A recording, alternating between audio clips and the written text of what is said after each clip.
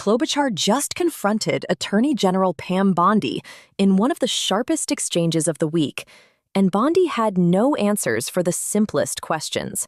From gun safety reforms she once defended to Trump's truth social demands for prosecutions, Klobuchar pressed her on every contradiction, and Bondi dodged every single one. Senator John Hoffman. Just last month, my state was again shaken to its core when a mass shooter attacked Annunciation Catholic Church in Minnesota, shooting through the stained glass windows, injuring 21 people, including 18 kids, killing little Fletcher, little Harper, an 8 and a 10-year-old, murdering them when they're in mass praying, 12-year-olds protecting 8-year-olds. I know we've spoken about these tragedies, and we both agree that this kind of violence, whether in Minnesota or at a Mormon church in Michigan or the assassination of Charlie Kirk, has no place in our politics or in our democracy.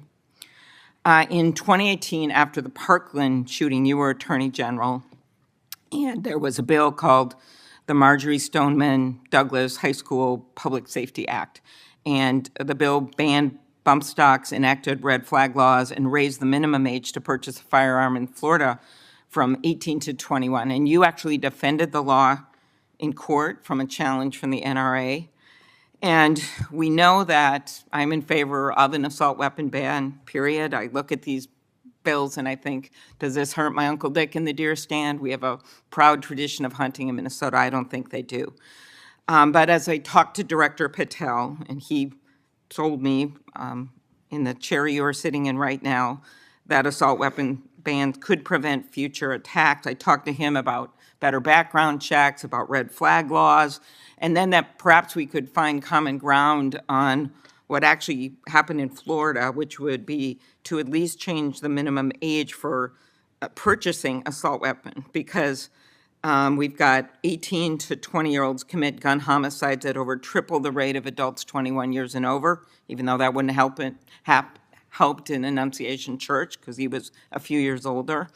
She was a few years older. But as you know, the shooter at Parkland was 19 years old, and the shooters in Buffalo and Uvalde were both 18 years old.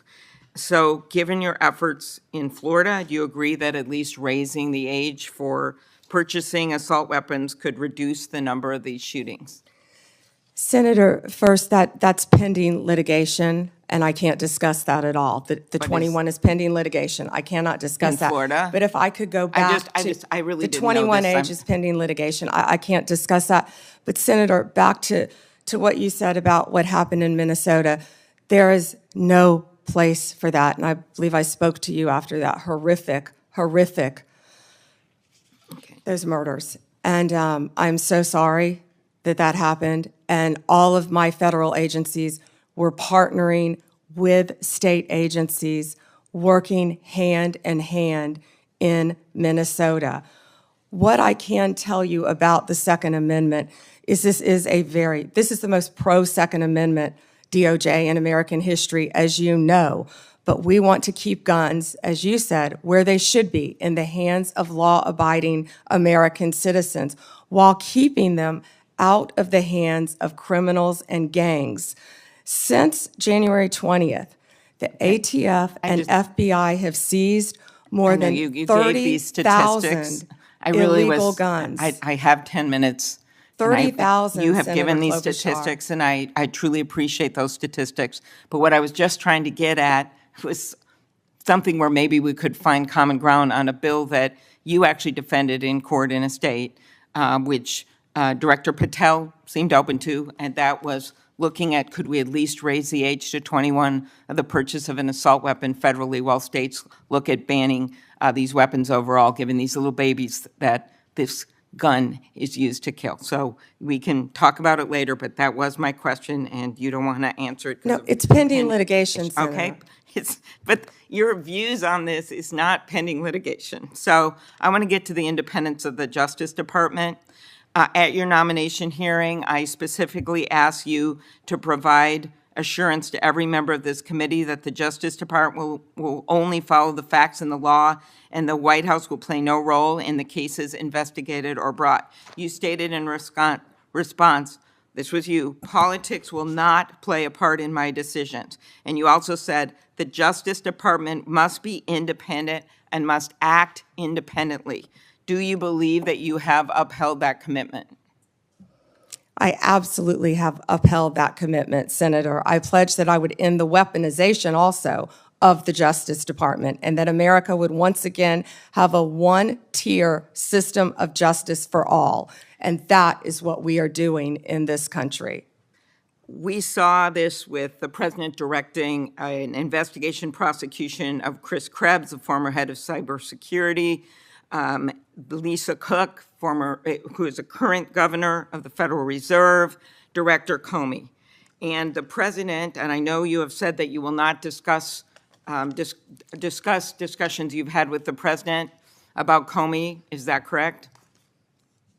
That you won't testify here about that? Because I was going to ask you if you received advice, instruction, or request from anyone at the White House to direct the department to engage in any investigations, prosecutorial actions, including decisions not to investigate or prosecute anyone. I'm not going to discuss any conversations. But then how about the Truth Social post on September 20th, 2025, in which the president said, "We can't delay any longer, Pam," using your name, "not bringing criminal charges are killing our reputation," his words, "and credibility."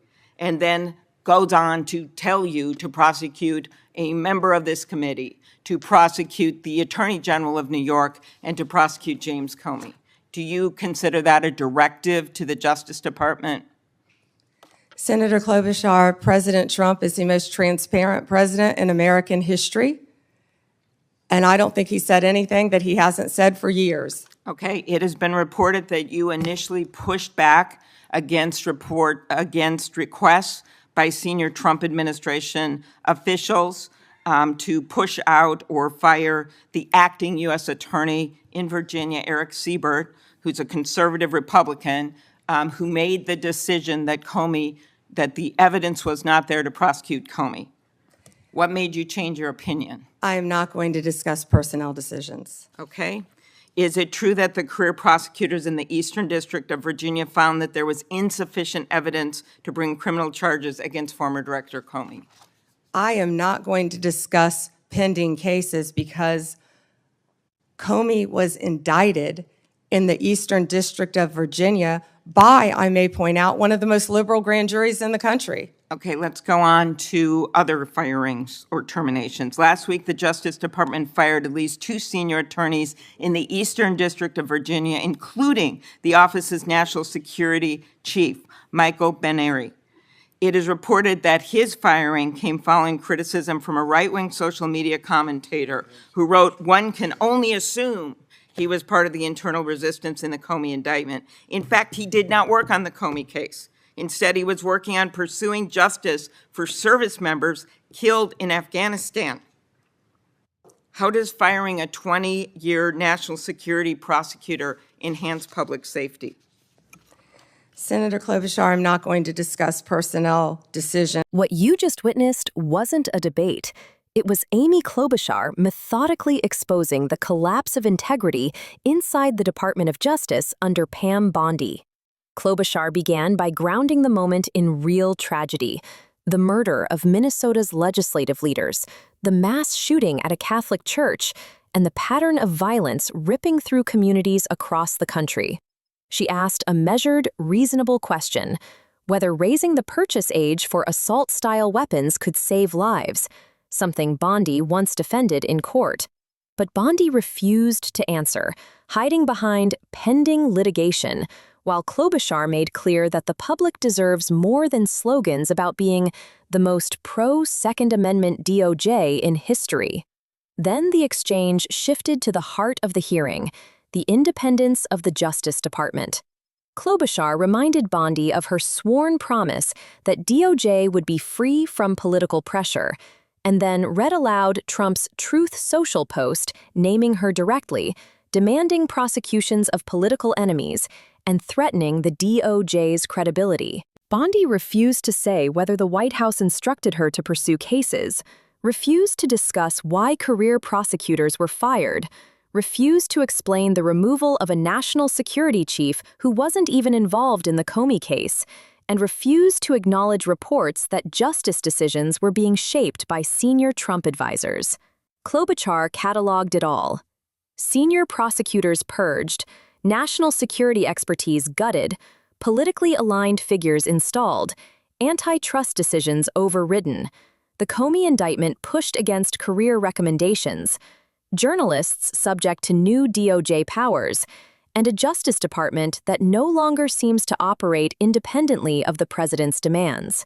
By the time her questioning ended, Bondi had offered almost nothing.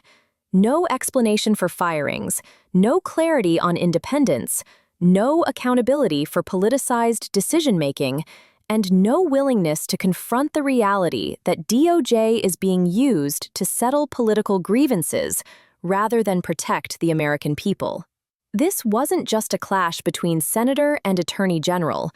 It was a portrait of a Justice Department in crisis, led by an official who can't or won't defend the principles she once claimed to uphold.